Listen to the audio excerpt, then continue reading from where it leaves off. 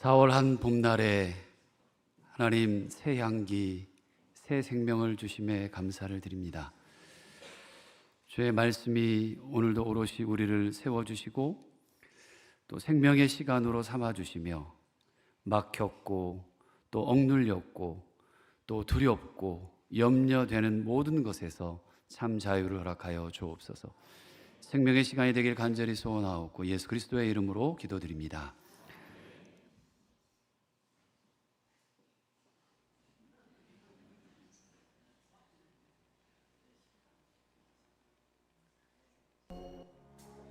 주 내게 자유함을 주셨으니 승리의 이름으로 나 살아가리.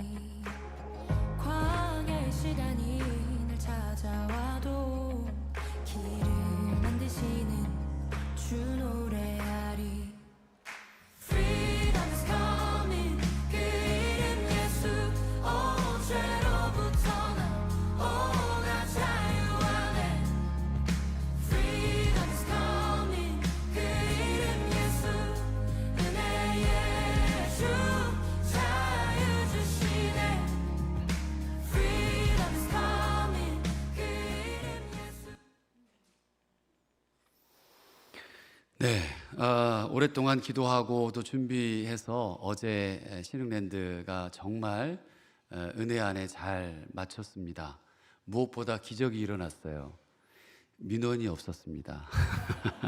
그리고 정말 많은 우리 새로운 친구들이 왔고 또 새로운 부부분들이 엄마 아빠들이 오셔서 다 함께 이 주님의 뜰 안에서 뛰어놀고 먹고 마시고 재밌게 그렇게 움직였습니다. 근데 여기에는 우리 직원분들 너무 고생하셨고요. 그리고 특별히 이 영상에는 다 나오진 않았지만 주차로 섬기시고 또 조이홀에서 봉사하시고 무엇보다 식당 또 밥으로 또 섬겨주신 모든 분들, 헌신하고 봉사한 모든 분들이 있었기에 실은 너무나도 아름답고 복된 이 오늘 찬양의 고백처럼 4월의 한 봄날에 어제 너무 따뜻하고 좋았던 그날에 즐겁고 기쁜 천국의 잔치들이 벌어졌어요. 다 여러분들의 기도 때문이고 또 여러분들의 후원 때문이고 여러분들의 사랑 때문입니다. 우리 수고한 우리 교사 선생님들, 또 부장님, 국장님, 또 목사님, 전사님들 엄청 수고하셨어요. 우리 모든 분들 격려해 주시고 또 하나님께 모든 영광 올려드리는 박수 한번 드릴까요? 감사합니다. 우리 한번 이렇게 인사하기 전에 오늘 오후에 뭐가 있죠? 기관의 날. 기관의 날 있고 그 다음 뭐가 있죠? 개척 예배가 있어요. 여러분 꼭 참석하셔서 격려해 주시고 기도해 주시고 또 같이 관심 가져주시길 바라고, 다음 주에는 저희가 몽골에 개척하는 선포식이 설립 57주년 기념 예배로 드려집니다. 물론 그래서 우리가 말씀 사경의 전반기도 같이 하는데요. 여러분들 기도해 주시고 여러분들이 사순절 때 금식원금 해주신 거, 그리고 또 이번 다음 주에 드려진 예물들을 통해서 하나님 앞에 교회가 이제 세워질 수 있도록 그렇게 하려고 합니다. 지금 특별히 땅 구입을 위해서 선교사님이 굉장히 애쓰고 있거든요. 현지인 만나가면서 그 울란바토르에 거기에 땅값이 엄청 비싸졌나 봐요. 근데 어쨌든 찾아서 우리 교회가 감당할 수 있는 상황에 맞춰서 지금 하려고 하고 있거든요. 여러분 기도해 주시고 잘 찾고, 그게 찾아야지만 건축이 1년 내에 이룰 수 없고요. 거기는 영하 겨울이 되면 몇 도? 40도 이상, 영하 30도는 기본이고요. 20도는 그냥 무서워요. 그러니까 그 기간에는 공사를 못 해요. 공사를 할 수 있는 기간이 반년 정도밖에 안 됩니다. 그러니까 그 안에 이루어져야 되기 때문에 또 건축비를 줄이려고 아마 선교사님이 자체적으로 건축을 하시려고 하나 봐요. 원래는 더 비싼데, 그러니까 여러분들 기도해 주시고 잘 찾고 시작될 수 있도록 꼭 합력해서 선을 이루도록 기도해 주시기를 바랍니다. 옆에 분하고 인사합시다. 믿음이 이깁니다. 또 한 번 인사합시다. 은혜의 복음이 승리합니다. 이 고백이 여러분의 고백이 되시길 축복합니다. 오늘 우리가 읽은 본문은 교회에 이제 발만 디뎌도 모르는 사람이 없을 정도로 잘 알려진 말씀이에요. 오병이어의 이야기입니다. 이 본문으로 두 번에 걸쳐서 앞으로 제가 설교를 하려고 해요. 오늘은 교제와 나눔에 대한 주제로 설교를 할 거고, 그리고 다음번에는 기적에 관한 이야기를 함께 나누려고 합니다. 한번 물어볼게요. 자, 우리 교회 올해 표어가 뭐죠? 시작. 영어도 해주세요. 시작. 자, 어컴퍼니, 신흥, 함께 가다 이죠. 예, 함께하는 나눔, 생명, 어우러짐, 이런 것들이 실은 가장 멋지게 표현된 것이 오늘 본문의 장면의 말씀입니다. 오늘 성경의 이 모습을 저는 교제 코이노니아라고 부르고 싶어요. 교제로 번역된 코이노니아라는 이 단어가 코이노스라고 하는 단어인데요, 이게 동반자, 친구, 우리라고 하는 것에서 이렇게 유래가 됐어요. 다시 말하면 교회에서 말하는 교제, 우리 함께 교제합시다, 우리 함께 나눕시다 라고 하는 게 그냥 즐겁게 먹고 마시고 놀자 이 의미가 아니라 우리라고 하는 생각을 가지고 함께 나아가는 것이 교제라고 하는 뜻이라는 것을 한번 먼저 여러분 염두에 두시고 오늘 말씀을 한번 계속해서 나아가 보겠어요. 초대교회에서 가장 중요하게 여겨지던 교회 역할 중에 하나가 뭐 예배가 있고 뭐 복음의 증인된 선포가 있고 여러 가지가 있겠죠. 교육도 있고. 근데 거기에 빼놓을 수 없는 요소가 뭐냐면 교제라고 하는 요소입니다. 교회의 교제는 교우 서로 간의 신뢰와 나눔이 있어야지만 가능해요. 위로하고 격려하고 기도가 함께하는 것이야 실은 교제가 이루어지죠. 그리고 예수 그리스도라는 같은 방향을 보고 나아가기 위한 중요한 도구가 교제라고 하는 겁니다. 그렇기 때문에 사도행전 2장 뒷부분에 나오는 말씀에 보면 모이기에 힘썼다, 함께 떡을 뗐다, 나의 것을 내어놓고 같이 사용하기를 즐겨하는 모습들이, 그리고 교회 안의 교제의 가장 모범적인 모습으로 지금까지 역사 속에서 교회란 이렇게 살아야 돼, 교회는 이렇게 나눔해야 되고 이렇게 섬겨야 되고 이렇게 함께 교제해야 되라고 하고 지금까지 오늘 저도 마찬가지입니다만 이렇게 말씀이 사용되어져 왔어요. 이제 오늘 말씀을 통해서 교회 안에서의 교제의 의미를 함께 보도록 할 텐데요, 조금 더 구체적으로 본문에는 두 개의 마음을 발견할 수 있어요. 그 마음을 저와 여러분들의 마음으로 읽어보면서 은혜를 나누었으면 합니다. 우리가 지난주에 읽었던 말씀은 오늘 본문의 바로 앞 단락인데요, 한번 기억을 떠올려 보세요. 예수님과 제자들은 무엇을 가지기 위해 떠나려고 배를 탔죠? 지난주에 한 단어예요. 예, 뭐예요? 쉼을 얻기 위해서, 예, 쉼을 가지기 위해서 떠났어요. 근데 예수님과 제자들이 가는 방향을 따라 목적지까지 성경에 그때 내달린 무리들이 있었죠. 막 달리는 사람들이 있었어요. 예수님은 그들은 호숫가를 열심히 뛰어서 예수님의 배 타고 오는 일행보다 먼저 도착해 있었고 굉장히 먼 거리라고 그랬습니다. 예수님이 배에서 내리니까 그 주위로 와 하고 모여들었던 거죠. 그 숫자가 오늘 성경에 보니까 몇 명? 5,000명이나 됐대요. 그게 남자만이래요. 예수님은 배에 내려서 그들을 봤어요. 그리고 예수님이 그들에게 느낀 마음이 목자 없는 양같이 불쌍히 보시는 연민이라고 오늘 성경에 보니까 기록되어 있습니다. 예수님과 제자들은, 자, 생각해 보세요, 쉼이 필요해서 자리를 옮긴 거예요. 그런데 그런 쉼을 방해하고 달려온 그들을 보니까 나 같으면 짜증도 나고 왜 여기까지 따라오는지, 나 좀 쉬자라고 할 수 있는데 오히려 안타까움을 느꼈던 거죠. 너무 피곤하지만 피곤쯤은 아무것도 아닌 듯이 불쌍히 여기는 연민의 정을 느끼는 마음, 어쩌면 이것이 예수님의 구원과 생명의 원동력이었을까라는 생각을 말씀을 준비하면서 묵상하게 됐어요. 우리 그리스도인이 교우를 만나고, 옆에 분 한번 보세요. 만나서 좋으세요? 아유, 왜 또 여기 앉아서 막 이런 건 아니죠. 찬양제는 뭐 바뀌지도 않아요. 항상 같이 앉아야 되니까. 근데 교우를 만나고 사람을 만나는 마음이 실은 예수님의 마음이 어떤 걸까라는 생각을 해보면서 느끼게 됐어요. 그래서 우리가 만나고 교제하는 것은 실은, 여러분 생각해 보세요. 가만히 세상에서의 만남과 교제와 같을까요? 다를까요? 달라요.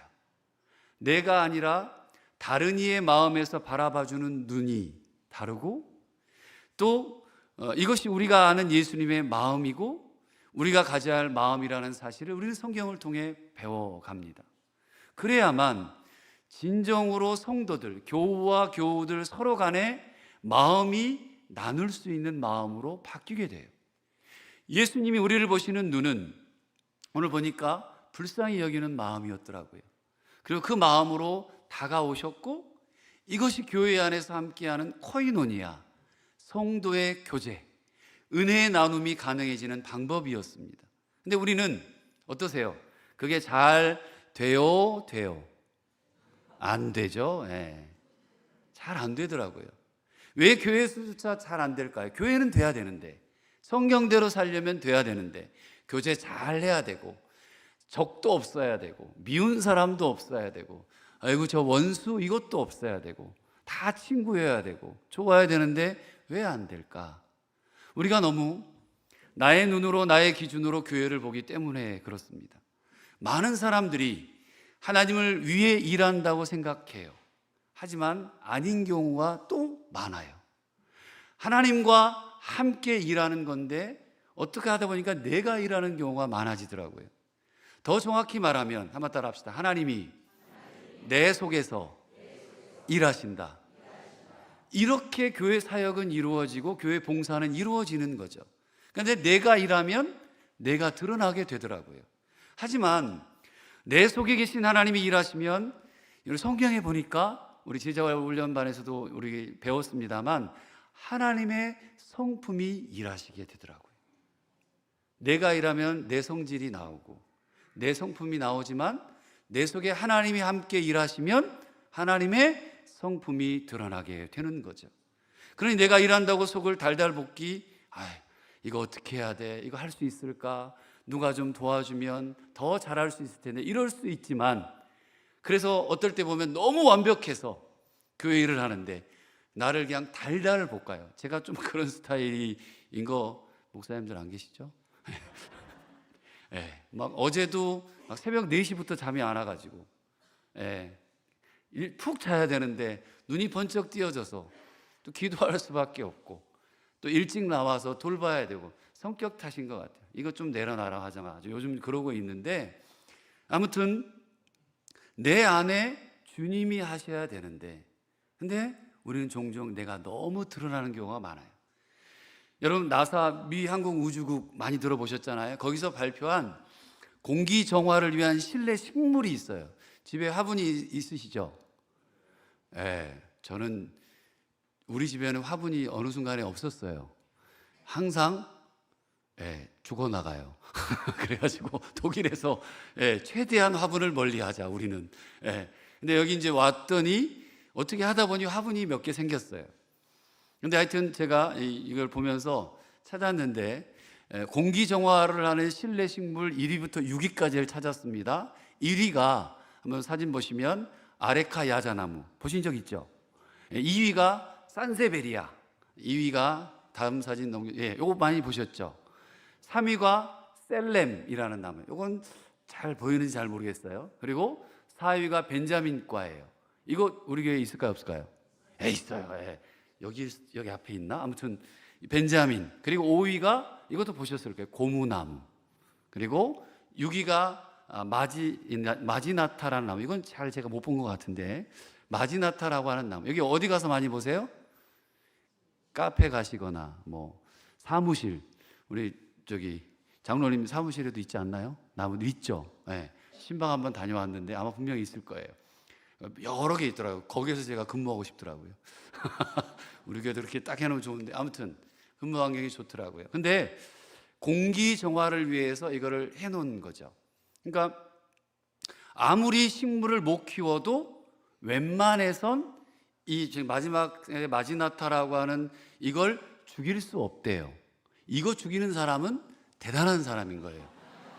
나사에서도 이거 웬만하면 못 죽인다 했는데 죽인다, 이거는 참 대단한 사람인데, 그러니까 햇볕이 부족한 장소나 겨울철에 건조한 환경에서 잘 견디기 때문에 대부분의 주거 환경에 아주 이상적인 식물이라는 거죠. 그러니까 나사가 인증했으니까 여러분들도 하나씩은 사서 한번 집에다 놓으셔도 좋을 것 같긴 해요. 저희 집에 아까 말했듯이 화분이 몇 개 있어요. 아내가 잘 관리하고 정성스럽게 살폈습니다.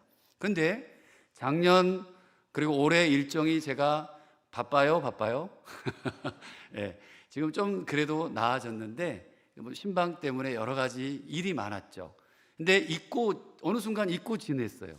시간이 좀 지나니까 애들이 시들시들하고 한 놈씩 죽어가기 시작했어요. 아내가 잘못해서 절대 아니고요. 예, 괜히 큰일 나니까 어떻게든 살려보려고 인공호흡 시키고, 그리고 어느새 보니까 뭐가 막 꽂혀 있는 거예요. 아내가 또 막 사서 영양제를 사다가 거기 다 꽂아놨어요. 저렇게도 하는구나. 돌보는데 또 일정이 있어서 또 잊어버렸어요. 작년 겨울이 지나고 봄이 오는데 어느 날인가 아내가 여보 잠깐 와보라고. 평소에 저를 오라고 안 해요. 근데 오라고 막 해요. 그러더니 잠깐 와보래요. 봤더니 그 여러 가지 화분 중에 난 화분도 하나인가 두 개인가 있는데 그게 꽃이 핀 거예요. 네. 죽었다고 생각했는데 꽃이 핀 거예요. 그리고 고무나무도 하나 있는데 얘도 시름시름 앓다가 거의 이파리 다 흐느흐느해지고 죽고 이렇게 숙여지고 했는데 지금 다시 확인해 보니까 얘가 고다졌고 파릇파릇하게 바뀐 거예요. 다시 싹을 낸 거죠. 여러분, 이게 생명의 신비더라고요. 하나님이 우리에게 주신 것이 다 생명입니다. 더구나 지금 내게 주신 우리 공동체, 옆에 앉아 계시는 우리 성도들 한 분 한 분 이 생명은 어떨까요? 사랑하는 교회 여러분, 내 속에 살아계신 하나님의 마음으로 교우들을 바라보세요. 다시 한번 눈을 반짝반짝 빛나면서 옆에 사람 바라보세요. 자, 시작. 2초. 네. 그 마음으로 교우들을 바라보고 찾아가고, 그게 오늘 예수님이 보이신 불쌍히 여기는 마음이에요. 따뜻한 마음으로 서로를 보아주는 거죠. 이게 예수님의 마음이에요. 이 마음을 우리 모든 교우들이 품기를 축복합니다. 오늘 이야기 속에는 그 예수님의 마음을 알아차렸던 아마도 가슴으로 품었을 또 한 사람이 등장합니다. 환경이나 상황을 보는 것이 아니라 지금 내가 있는 그 자리에서 내가 할 수 있는 만큼을 기꺼이 하고 싶어하는 마음을 가진 사람이에요. 작은 아이였습니다. 오늘 본문에 나오진 않지만 요한복음 6장 9절 한번 읽어볼까요? 시작. 여기 한 아이가 있어 보리떡 5개와 물고기 2마리를 가지고 있나이다. 그러나 그것이 이 많은 사람에게 얼마나 되겠삼나이까. 이야기는 이렇게 전개됩니다. 이제 해가 저물어 갔어요. 예수님의 말씀에 푹 빠져가지고 그 군중들은 떠날 생각지도 않고 여전히 그 자리에 동산 그 산 어간에 거기에 앉아서 예수님의 말씀을 들었습니다. 제자들은 갑자기 걱정이 됐어요. 이 사람들 왜 안 떠나지? 그들의 먹거리가 염려가 되죠. 그래서 예수님께 말합니다. 35절과 오늘 본문 36절입니다. 시작.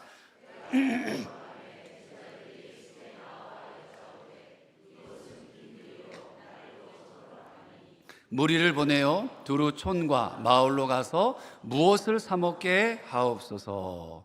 이들이 밥을 지금 안 먹고 있는데 먹을 수 있도록 이제 예수님 보내야 되지 않겠습니까?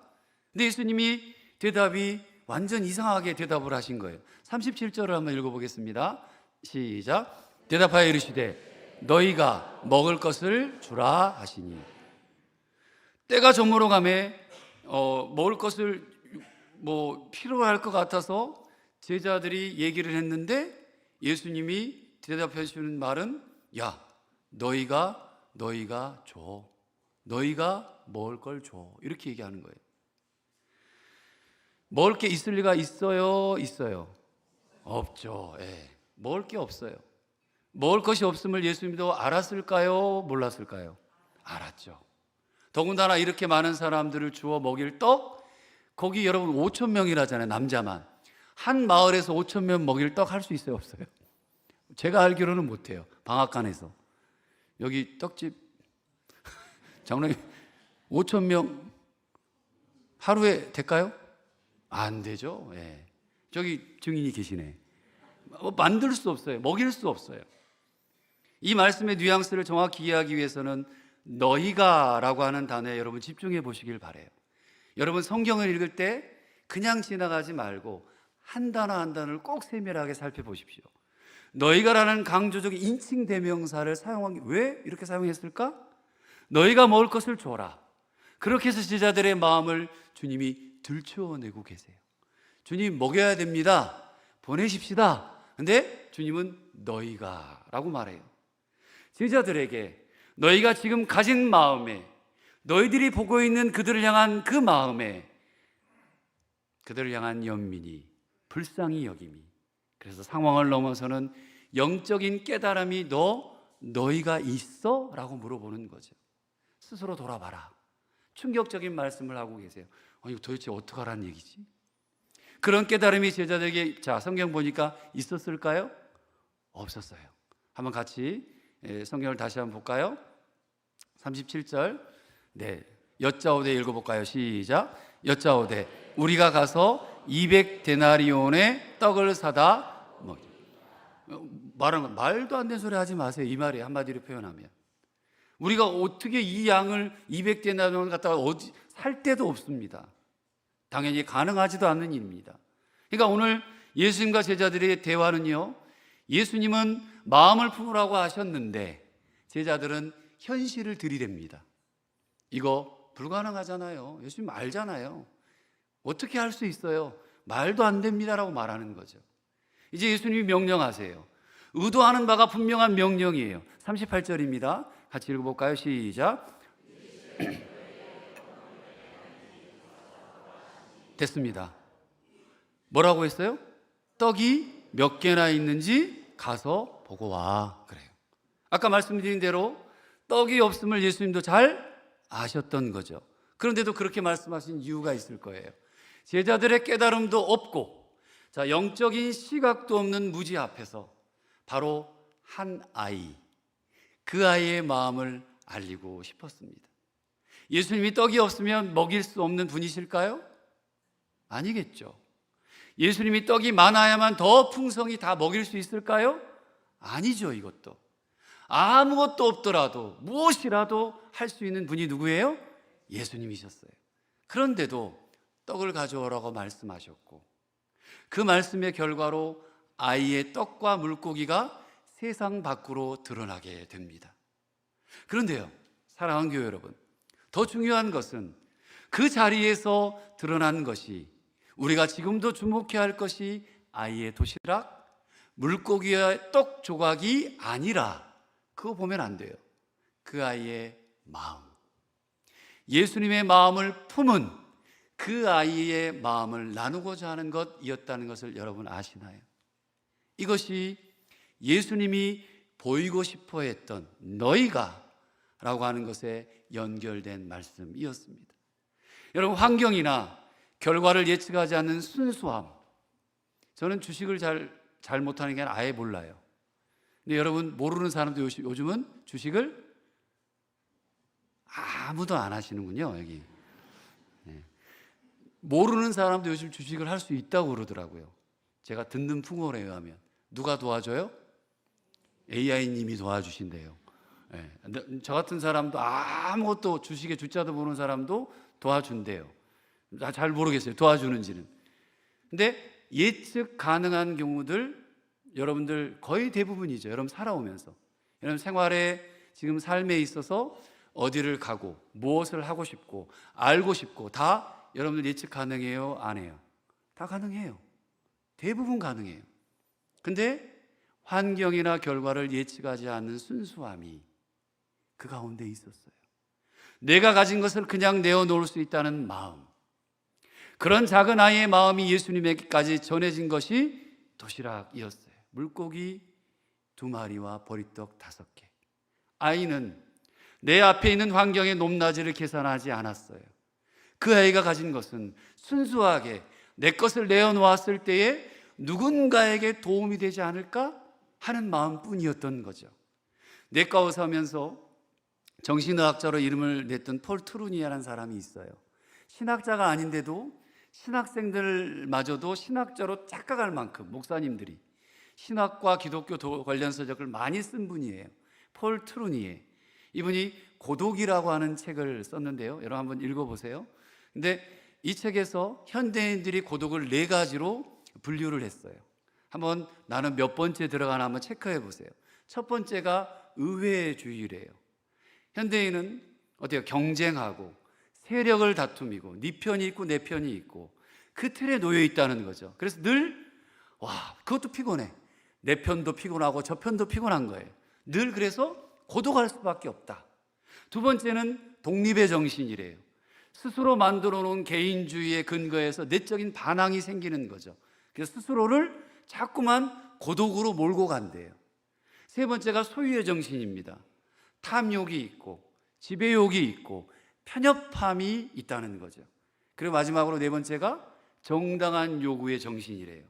자기를 주장하고 비판하고 요구하고 질투하고 이런 것들이 현대인을 다 고독으로 자꾸만 몰아간다는 거죠. 그러니까 이렇게 이 사회 시스템 속에서 또 스스로에 의해서 혼자가 되어 간다는 거죠. 한번 생각해 보세요. 때로는 정당한 것 같아 보이는 것들조차 실은 우리를 홀로 있게 하는 도구가 됐다는 거예요. 이런 걸 어떻게 이길 수 있을까? 나 스스로 이길 수 있을까요? 여러분, 세상의 힘으로 가능할까요? 우리가 가진 세상의 경험으로 여러분이 가지고 있는 환경과 예측 가능한 모든 것으로 이길 수 있을까요? 아니면 우리의 열심으로 될 수 있을까요? 아니라고 보죠. 적어도 저희 예수 믿는 사람들에게는 아니라고 봅니다. 이걸 이기는 힘은 교회밖에 없어요. 교회 안에 진정한 교제가 작동되고 이루어질 때 코이노니아로만 가능하다는 거죠.